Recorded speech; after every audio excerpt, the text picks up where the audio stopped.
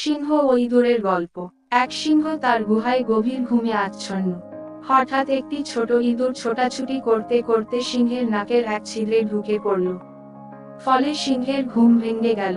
সে ইঁদুরটিকে থাবা দিয়ে ধরে মেরে ফেলতে উদ্যত হলো। ইঁদুরটি অত্যন্ত বিনয়ের সুরে বলল, দয়া করে আমাকে মেরে ফেলবেন না। সময়ে আমিও আপনার উপকারে আসতে পারি। একথা শুনে সিংহটি হেসে বলল, তুই এত ছোট জীব হয়ে আমার কি উপকার করবি?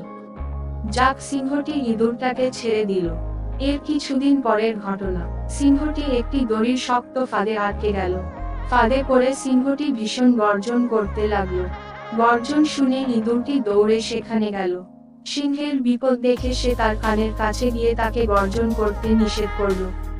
কারণ যারা ফাঁদ পেতে রেখেছে তারা গর্জন শুনে ছুটে আসতে পারে। ইঁদুরটি এবার তার কাজ শুরু করলো। সে তার দাঁত দিয়ে ফাঁদের দড়ি কাটতে শুরু করলো। অবশেষে সে সিংহকে ফাঁদ থেকে মুক্ত করলো। মুক্তি পেয়ে সিংহটি ইঁদুরকে ধন্যবাদ দিল এবং সেই সঙ্গে বলল, তোকে আমি অবজ্ঞা করেছিলাম, কিন্তু বুঝলাম কাউকে অবজ্ঞা করতে নেই। গল্প থেকে শিক্ষা, ছোট বলে কাউকে অবজ্ঞা করতে নেই। বিপদে যে কেউ উপকারে আসতে পারে।